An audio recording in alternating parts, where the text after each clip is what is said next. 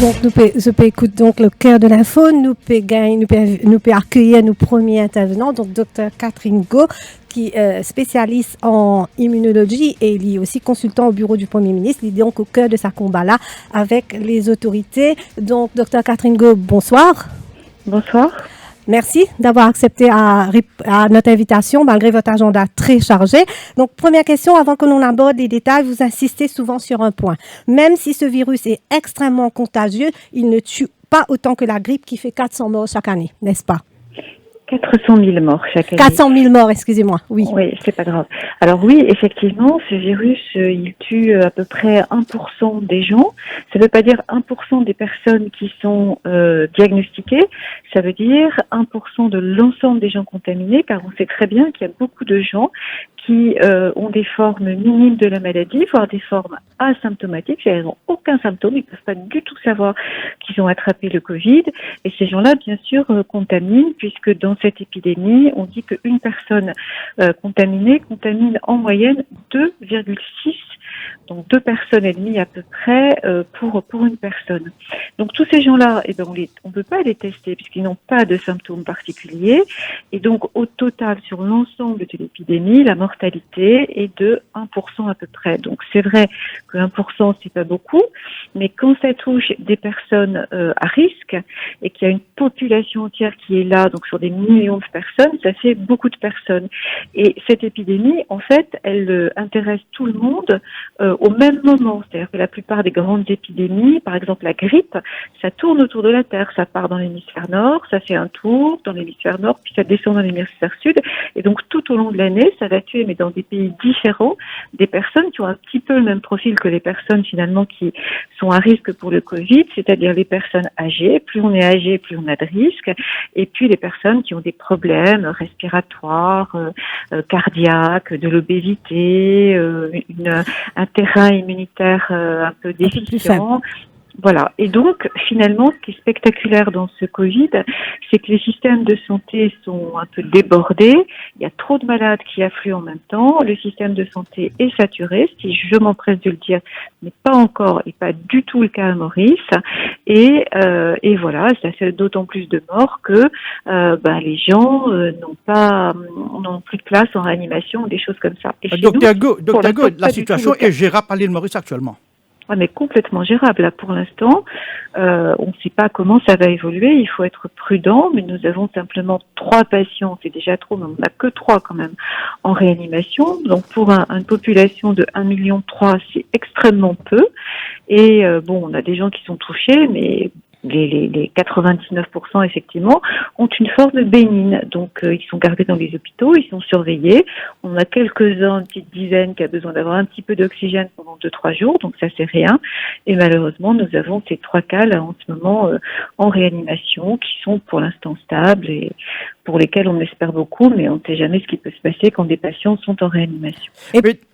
Mais d'après les chiffres rendus publics par le gouvernement, il y a un élément qui frappe aux yeux. Ces derniers 2 jours, on enregistre 72 nouveaux cas. C'est un record sur 3 jours d'affilée. Parce que la moyenne de 3 jours, c'est 13 cas. Oui, alors donc approchons-nous vers le pic. Alors, vous savez, ces cas sont essentiellement des cas de gens qu'on trouve en quarantaine. Ça, c'est les gens qui sont sortis des avions et qu'on a mis en quarantaine et qui deviennent positifs alors qu'ils sont en quarantaine. Donc, ce ne sont pas des cas dangereux pour la population parce que eux, ils ont été isolés, donc on sait qu'ils n'ont pas contaminé les autres. Ça, c'est une première chose.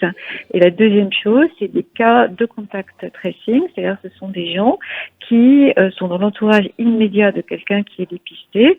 Et donc oui, ça veut dire que le contact tracing est plutôt bien fait. Après, sur les cas de malades à proprement parler, on n'a pas énormément de personnes positives pour l'instant. C'est de l'ordre de 40 à peu près. Donc vous voyez, c'est pas du tout énorme. Des cas, disons, locaux, hein. Donc, vous avez dit aussi dans un de vos entretiens que donc les résultats efficaces, qu'on va voir l'efficacité du confinement que dans une semaine, c'est-à-dire dans 3 semaines normalement. Donc là, c'est 1 semaine encore. Oui, enfin une semaine, 15 jours à peu près. C'est vrai que on guette ce fameux pic là que tout le monde a. Pour l'instant, on a une courbe qui est plutôt plate, nous. On n'a pas du tout une courbe catastrophique. Ça augmente un peu, c'est vrai. Il faut se méfier que tout d'un coup ça augmente pas. On peut avoir de mauvaises surprises. Mais disons que pour l'instant, on n'est pas très loin de la période imaginée pour le pic. Donc semaine, 15 jours, et donc c'est plutôt bien. Si vous voulez, le chiffre qui compte beaucoup, c'est le nombre d'entrées en réanimation, parce que le nombre de patients dépistés, il y en a, on sait qu'ils sont dans la nature, et on dit que pour une personne dépistée, il y a entre 20 et 100 personnes. Il faut multiplier par 20 à 100, donc il y a beaucoup plus de personnes qui sont contaminées, mais ça c'est pareil dans tous les pays. Et puis, pour les morts, les personnes qui sont décédées, c'est les personnes qui sont le reflet de l'épidémie d'il y a 3 semaines à 1 mois, parce que le séjour en réanimation est très lent. Donc finalement, le meilleur critère pour savoir où on en est de notre épidémie, ce sont les entrées en réanimation. Et heureusement, là, ça fait plusieurs jours qu'on n'en a pas eu. Et on n'a que 3 patients. C'est 3 de trop, mais enfin, on n'en a quand même que 3 sur un pays de 1,3 million de personnes. On voit bien que pour l'instant, c'est très contrôlé. Dont l'état est toujours stable quand même, ils sont en réanimation ou plus de Oui, l'état est difficultés? stable, mais moi je ne dis rien sur les patients. Je D'accord. ne donne pas d'informations médicales. Une information, une remarque que tout le monde veut savoir de vous. Que vous inspire l'évolution de la chaîne de contamination, surtout que depuis une semaine, il y a eu la réouverture des supermarchés. Vous êtes de ceux qui croyaient à la fin de mars que cette réouverture ne devrait pas aider à intensifier la chaîne de contamination. Êtes-vous toujours du même avis compte tenu du comportement le comportement des Mauriciens? Alors, si vous voulez, il y a le confinement parfait, idéal, ce qu'on a fait au début, c'est-à-dire personne ne sort, on va même pas dans les magasins, mais bon, il faut bien se nourrir, il faut bien, pour certains, aller travailler parce qu'il y a des services essentiels. Donc le confinement parfait, idéal, il existe que en théorie. Alors nous, à Maurice, il y a plusieurs choses. D'abord, il y a eu un confinement qui a été très précoce. C'est ça vraiment, premier cas, allez hop, confinement tout de suite, et qui a été très sérieux. C'est-à-dire que pendant 5 jours, vraiment, il a été total, complet. Alors bien sûr, il y a des gens qui ont désobéi, parce qu'il y a toujours des gens qui, soit sont dans le déni, ils pensent que non, ce qu'on leur raconte, c'est pas vrai, ou alors ils ont tellement peur que justement, ils sont dans le déni, c'est un système de protection. Puis il y a des gens qui sont pas de bons citoyens, puis il y a des gens qui pensent qu'ils sont jeunes, que ça va pas les toucher, et puis il y a des gens qui sont des personnes qui ont des problèmes psychiatriques, des problèmes psychiques, des choses comme ça. Tous ces gens-là n'ont pas respecté le confinement, mais le gros de la population l'a très très bien respecté. Au bout d'un certain temps, les gens ont besoin de manger, les gens ont besoin d'acheter des couches, des serviettes hygiéniques, des choses comme ça. C'est la vie, la vraie vie. Et donc, il faut bien qu'ils y aillent. Alors, la façon dont on s'y est pris, on a vraiment essayé de faire le plus attention possible en s'occupant bien de tout ce qui est la contamination par les gouttelettes et la contamination par le contact. Donc, c'est respecter les distances, tout le monde ne l'a pas fait. Mettre un masque, alors le masque, je le répète, est efficace pour, si une personne est contaminée, qu'elle met bien son masque, ça va diminuer les projections qu'elle fait quand elle tousse ou quand elle éternue. Donc c'est un masque pour protéger les autres, pas pour se protéger soi, parce que les masques laissent passer complètement le virus. Des masques en tissu habituels. À Maurice, maintenant, on est en train de fabriquer des masques. On a été très très rigoureux par rapport à plein d'autres pays. On fabrique les différentes usines textiles, les différents groupes sont en train de fabriquer à 100 000 unités par jour des masques qui ont été travaillés selon les recommandations des sociétés savantes d'hygiène et d'infectieux, qui sont des masques qui sont en polypropylène. Donc c'est une matière qui ne laisse pas passer le virus. Donc, on ne dit pas que c'est à 100%, mais par rapport aux masques en tissu, c'est vraiment hyper efficace. Donc, ces masques, nous, les nôtres, qu'on va demander à la population de mettre le plus souvent possible, qui seront en vente en pharmacie, à, je crois, entre 25 et 50 roupies, eh bien, ces masques-là, qui vont être lavables un certain nombre de fois, vont à la fois protéger contre l'expectoration, c'est-à-dire des crachats que les gens atteints peuvent faire, mais aussi contre la pénétration du virus. Donc, il faudra apprendre à les mettre, il faudra pas mettre les mains dessus, voilà, il y a une petite éducation à faire, mais on aura des masques très efficaces. Donc, avec des masques avec le 1 mètre, 1 mètre 50, avec les caddies là, avec les caddies qui sont lavés, c'est-à-dire que après chaque utilisation, on lave le caddie. Avec le sens unique qu'on a fait dans les supermarchés pour que les gens ne se contaminent pas. Vous savez, ça a été très réfléchi et c'est pas du tout comme ça dans la plupart des pays. Hein. C'est une invention mauricienne et elle est pas du tout idiote. Hein. Donc avec tous ces efforts qui ont été faits, on estime que le risque est vraiment minime. Mais C'est pas ça qui est embêtant, c'est les gens qui se regroupent malgré tout, les gens qui donc sont, si vous voulez, dans la rue et qu'on voit des fois par petits groupes. Ce matin, j'étais à Cascavel, je passais devant Cascavel et j'ai vu des gens qui faisaient la queue pour les bouteilles de gaz et ces gens-là étaient vraiment agglutinés et ça, c'était pas bien du tout. Voilà. Mais la distance Ça, c'est sociale, beaucoup plus dangereux. Oui. la distance sociale et les caddies désinfectés ne sont que dans les supermarchés. On constate tous les jours que la situation est pire sur les trottoirs, où des fruits, légumes, rôtis, gâteaux sont vendus sans hygiène. N'est-ce pas un facteur de risque pour accélérer la contagion? Ben oui, l'indisciplinarité, c'est effectivement le fait d'être indiscipliné, c'est quelque chose qui met en jeu sa propre santé et la santé des autres. Et effectivement, quelques individus peuvent, par leur attitude complètement anti-citoyenne et irresponsable, mettre en danger la vie des autres et peut-être même de leur famille, peut-être même de leurs grands-parents. C'est exact. Alors après, on vit pas dans un monde idéal et on sait que il y a de toute façon toujours une partie de la population qui fait pas ce qu'on lui demande. Sauf peut-être en Chine ou sauf peut-être aux Philippines, puisque vous savez que le chef de l'État de Philippines a dit que l'armée tirerait à balles réelles sur les gens s'ils n'obéissaient pas aux consignes de confinement. Donc il y a des endroits où c'est plus radical, voyez-vous. Mais bon, c'est comme ça et c'est à tenir en considération dans nos prévisions, hélas. Sur un avis purement scientifique, je sais que c'est une décision politique, donc à ce stade de l'évolution de la chaîne de contamination et l'évolution de ce que vous voyez de la maladie, est-ce pertinent que le confinement va au-delà du 15 avril?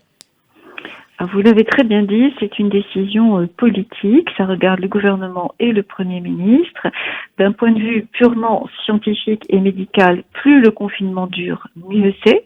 Ça casse la chaîne de transmission du virus, mais il n'y a pas que la partie médicale à prendre en charge, il y a à faire la balance avec la partie économique, avec la partie sociale, voire la partie financière, etc. Donc, le confinement, de toute façon, on n'en sort pas comme ça, c'est pas du jour au lendemain, allez hop, on reprend les activités normales. Vous avez peut-être vu que dans les pays, il y a des stratégies de sortie de confinement. Alors, il y a des pays en Europe, par exemple, où ça va se faire par région, ça peut se faire par âge aussi, avec les personnes à risque et les personnes pas à risque.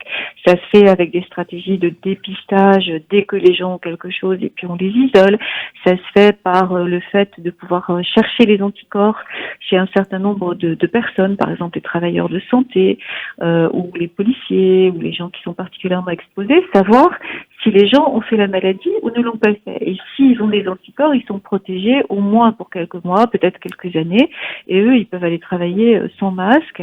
Et voilà, ils peuvent aller, par exemple, pour les soignants, soigner les personnes infectées par le Covid sans craindre du tout de se contaminer, puisqu'ils l'ont déjà été, ils sont protégés. Vous voyez, il y a des stratégies comme ça, et bien sûr, le gouvernement mauricien prépare son propre plan. Une des nombreuses recherches effectuées sur le comportement de ce virus, dont de le Shanghai Chinatown University of Medicine, vient confirmer ce que vous venez de nous dire un peu plus tôt, que 79% des personnes infectées l'ont été avec une personne asymptomatique, ce qui rend la situation plus complexe. D'ailleurs, notre patient zéro, à nous aussi, c'était asymptomatique, d'où la complication que nous avions eue par la suite. Donc, peut-être expliquer ça bien aux Mauriciens pour qu'ils comprennent. Écoutez, c'est pas en regardant quelqu'un, en pensant que c'est quelqu'un qui est en bonne santé, que l'on sait si cette personne est infectée par le virus ou n'est pas infectée par le virus. C'est-à-dire que toute personne que l'on croise, quel que soit son âge, et les jeunes enfants contaminent particulièrement, semble-t-il, quel que soit son état de santé, quelle que soit sa force physique, c'est une personne qui est potentiellement contaminante. C'est pour ça qu'on parle de gestes barrières, et moi je préfère dire plutôt les précautions universelles. Les précautions universelles, c'est se dire que toute personne, jusqu'à preuve du contraire, sauf si elle vient juste d'être testée, est à risque. Donc le virus, il est très égalitaire. Lui, quel que soit l'âge, le sexe, la religion, la fortune, il touche tout le monde. Dès qu'il trouve, parce que lui, s'il trouve pas une personne autre pour se développer à l'intérieur du corps humain, dès que la personne qui l'héberge pour le moment arrive à faire des anticorps et élimine le virus par son système immunitaire, chez cette personne-là, il va mourir. Il va plus pouvoir se reproduire. Donc il faut vite qu'il aille chercher une autre personne, et autant de personnes que possible, pour aller se multiplier. Donc si vous voulez, c'est quelque chose que les gens doivent bien comprendre. Tout le monde est potentiellement une personne affectée et potentiellement une personne qui peut nous passer le virus. Donc, il faut systématiquement, toujours respecter les distances sociales, se laver les mains très très régulièrement, et particulièrement quand on est allé faire des courses à l'extérieur, quand on a été dans le supermarché, etc. Il faut se laver les mains minimum toutes les heures.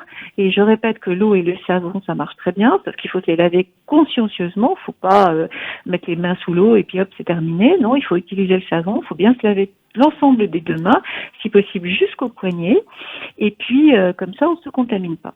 Et laver ses surfaces aussi. Mais bien nettoyer son plan de travail, sa cuisine, etc. Pour beaucoup de spécialistes, le confinement seul ne suffit pas. Est-ce qu'il ne faut pas aussi des tests massifs? Alors, c'est ce que j'ai un peu abordé ça tout à l'heure. Le confinement ne suffit pas. Non, il y a déjà, je répète, la distanciation sociale et le lavage des mains très très régulièrement. Et puis, bien sûr, il faut, à partir du moment où l'activité reprend en partie, il faut tester tous les gens qui sont symptomatiques, qui présentent de la fièvre. Et c'est aussi un acte citoyen que de se signaler rapidement et de se confiner soi-même avant qu'on sache si la fièvre que l'on a ou la toux que l'on a est bien liée au Covid ou pas, avant d'avoir un test. Et nous avons acheté plusieurs centaines de milliers de tests rapides de diagnostic pour le Covid. Donc, nous aurons ce qu'il faut pour la population. Et puis après, il y aura cette stratégie de tester, faire ce qu'on appelle une enquête de séroprévalence. Une enquête de séroprévalence, c'est quand on va tester une population caractéristique de l'île Maurice, c'est-à-dire que c'est un peu comme un sondage, si vous voulez. On va savoir comme ça quel est le pourcentage de personnes qui ont été contaminées à l'île Maurice. Est-ce que c'est 10%, 20%, 30%, 80%? Et avec ça, la politique de santé publique qui va être menée, évidemment, ne sera pas la même si on a 10% de la population qui a eu le Covid et ne peut plus faire la maladie et donc peut aller travailler, peut aller faire repartir la vie économique sans avoir besoin de se protéger ni rien, ou si c'est 80%. Vous voyez, c'est pas du tout la même chose, c'est pas la même stratégie de dépistage systématique. Donc, déjà, ça nous donnera une idée, et puis après, il y a le test individuel, c'est-à-dire chacun, je pense, souhaiterait savoir est-ce que j'ai été, moi, contaminé, est-ce que j'ai pas été contaminé, est-ce que je dois continuer à me protéger, peut-être mettre un masque, continuer à faire bien attention aux gestes barrières, ou alors est-ce que non, je suis immunisée, je n'ai plus de risque de faire cette maladie, encore une fois, pendant quelques mois. Pourquoi? Parce que le Covid, il va pas s'en aller comme ça du jour au lendemain. Il est là pour plusieurs mois. C'est des stratégies au long cours que l'on doit adopter. Car on doit faire repartir la vie la plus normale possible, en prenant quand même des précautions. Par exemple, de façon évidente, il faut pas qu'il y ait on sait très bien que ce qui s'est passé à Bergame, c'est parce qu'il y a eu un match de football à un moment où le virus circulait beaucoup et les gens étaient collés les uns aux autres. Par exemple, on sait très bien qu'en France, les élections ont été on a été voté au beau milieu de l'épidémie, donc les gens se sont retrouvés dans les bureaux de vote et soi-disant ils respectaient les distances, mais en fait bien sûr pas partout. Et tout ça a beaucoup aggravé la diffusion du virus. Donc oui, certainement les grandes réunions de plusieurs personnes, je sais pas moi, les manifestations sportives, les manifestations religieuses, les grands événements, tout ça, ça ne pourra pas avoir lieu pendant un certain temps, certainement. Le docteur Gadjada avait évoqué le risque d'un décès par famille. Est-ce que ce risque est toujours élevé?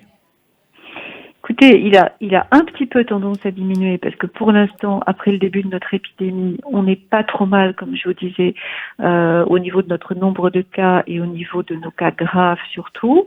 Donc c'est très encourageant. Mais je reste très réservé, parce que si à cause de cet encouragement les gens commencent à faire n'importe quoi et disent ah bon ben voilà on peut recommencer la vie normale et qu'ils ne font pas attention, là on va se prendre une grosse vague d'infections et tout ce qu'on aura fait comme effort avant, ça n'aura pas marché. On a essayé de casser au maximum la dynamique de l'épidémie. Bon, on y est au moins en tout cas partiellement arrivé, ça se voit sur nos chiffres, on n'a pas du tout des courbes comme en Italie et en France. Quand on compare par rapport au premier cas, les courbes de la France, de l'Italie, je sais pas, de l'Angleterre et des États-Unis surtout, où c'est absolument catastrophique, où il n'y a pas eu de confinement. Vous vous rappelez le pauvre Boris Johnson qui est actuellement en réanimation, qui disait « Oh ben non, moi je vais exprès, je vais dans les cliniques où il y a des gens, je serre les mains » et évidemment il s'est contaminé. Il a tout fait pour, il y a réussi. Et voilà que maintenant, bon, évidemment on lui souhaite le meilleur, mais il se retrouve dans une situation qui est très difficile. Donc tous ces pays qui n'ont pas été sérieux dans les mesures de confinement très rapides, les États-Unis, le président des États-Unis, pareil, c'est une grippette, c'est rien du tout. Voilà, il a complètement saturé son système de santé et vous avez vu que les États-Unis ne sont pas atteints dans leur entièreté. Déjà, rien qu'avec l'État de New York, c'est le pays qui a le plus de cas et le plus de morts. Donc voilà, nous, à Maurice, on a été vraiment très très sérieux. On a vraiment pris cette mesure de confinement. Peut-être que les gens étaient ennuyés, ils se sont dit que c'était pas pratique, que voilà, ils pouvaient pas faire leurs courses, etc. ou je sais pas quoi. Mais n'empêche qu'on sait que le confinement, ça sauve des vies. Par exemple, à Maurice, on n'a pas encore calculé, mais on sait qu'en France, par exemple, on sait qu'il y a plus de 270 000 vies qui ont été sauvées par un confinement qui a été plus tardif qu'à Maurice et qui n'est que qui est beaucoup moins bien respecté. Donc oui, le confinement, ça sauve des vies et on en a sans doute déjà, de toute façon, sauvé énormément. Maintenant, il faut poursuivre ce bon résultat en diminuant au fur et à mesure du temps qui passe les restrictions les unes après les autres. Et il y a certainement un ordre pour faire les choses. Il y a certainement les populations les plus à risque, c'est-à-dire les personnes âgées, notamment on peut dire par exemple plus de 70 ans, les personnes qui sont vraiment malades, qui ont des vrais problèmes cardiaques, pulmonaires, rénaux, allergiques, obésité, etc. Ceux-là, il ne faut pas qu'ils se déconfinent tout de suite. Ça, c'est sûr. Une dernière question, Dr Catherine Go. Il était question, beaucoup de personnes disent que vu on était une île touristique, si on avait fermé l'accès plus tôt, on aurait évité une certaine situation. Est-ce que vous êtes du même avis? Écoutez, les gens, on les a rapidement mis en quarantaine. Il y a eu finalement très peu de cas qui ont diffusé dans la population locale avec les personnes venant de l'étranger. Très très peu de cas, vraiment. Donc, on peut toujours dire on aurait pu faire mieux, on aurait pu faire moins bien. Moi, je pense qu'on a quand même fait très très bien et qu'on s'est vite dépêché de faire les choses comme il le fallait. Vous savez, mettre tous les gens dans les hôtels et tout. Bon, les hôteliers sont formidables, ils nous prêtent les chambres, mais il faut quand même mettre du personnel, il faut quand même nourrir ces gens-là, il faut quand même, ça coûte très cher et c'est un gros effort national, mais c'est un effort qui est fait pour protéger la population. Donc Maurice, franchement, par rapport à d'autres pays, ça a été plutôt franchement bien fait. Je trouve que il y a le maximum de précautions qui a été pris. Maintenant, on peut pas. On aurait pu aussi arrêter 2 mois avant, arrêter toute l'activité économique, faire un crash majeur des entreprises qui sont déjà pas fraîches avec tout ce qui se passe. Donc oui, mais on aurait pu aussi faire d'autres drames. Donc Maurice, Oui. Maurice est prêt pour le déconfinement par étapes. Ah non, j'ai pas dit ça. On n'a pas décidé du moment. De toute façon, c'est pas nous qui décidons. On conseille le Premier ministre naturellement, mais c'est lui qui prend la décision avec son gouvernement. Et voilà. Et on verra bien. Vous verrez bien ce qu'il décide. En tout cas, croyez-moi, il s'entoure du maximum d'avis. Moi, je lis beaucoup tous les articles scientifiques. Je regarde ce qui se passe dans le monde entier. D'autres personnes le font. On le conseille du mieux possible. Il se renseigne beaucoup et il prendra sa décision parce qu'il y a le paramètre médical et scientifique, mais il y a aussi le paramètre, je vous le dis, économique. Le paramètre social, le développement de l'île. Vous savez, ça pose plein de problèmes. Il n'y a plus d'avions, donc pour certains médicaments importants, il faut faire venir des avions. Là, on va envoyer des avions. Ça a été annoncé en Chine. Ça coûte pas rien du tout non plus pour aller s'approvisionner en matériel médical, en masques, etc. C'est beaucoup d'efforts financiers qui sont faits, mais vu la situation, voilà, on met le paquet, quoi. On met tous les moyens nécessaires. C'est pour ça qu'il ne faut pas que devant cet effort énorme qui est fait, il y ait quelques personnes qui nous fichent tout par terre et qui se jouent avec la vie de leurs compatriotes en faisant n'importe quoi. Vraiment, franchement, c'est très répréhensible de faire ce genre de choses. C'est tellement pas responsable. Et vraiment, il y a un effort énorme qui est fait. Donc, restez chez vous, sauvez des vies. Si vous restez chez vous, vous sauvez des vies. Et le personnel, il peut dire, écoutez, nous, on va travailler pour vous, et ben vous, restez chez vous pour nous. Très bien. Et juste dans le cadre, si des confinements il y a, juste rassurer la population que la contamination du virus ne se fait pas dans l'air, comme beaucoup de personnes semblent vouloir le dire. Et vous l'avez déjà précisé, mais les réactions sur les réseaux sociaux font que les gens ont toujours peur. Oui, alors, je répète, c'est pas que le virus ne circule pas du tout dans l'air, le virus circule un tout petit peu dans l'air, mais tellement peu que quand on est à l'extérieur, quand on n'est pas dans une pièce confinée et qu'on n'est pas 25 dans la même pièce pendant une journée, eh bien, on risque pas du tout de se contaminer par l'air. C'est très clair, il n'y a pas une personne scientifique qui pense différemment à l'heure actuelle. Par contre, je répète que dans une chambre de patient, quand le patient, un monsieur ou une dame qui a le Covid et qui est confiné dans sa chambre d'hôpital et que il y a un petit peu de virus qui se balade dans l'air, ben, au fur et à mesure d'une journée, de 2 journées, si c'est pas aéré, là, il y a un risque potentiel. Donc, il y a un petit peu de virus dans l'air, mais ça, c'est complètement normal.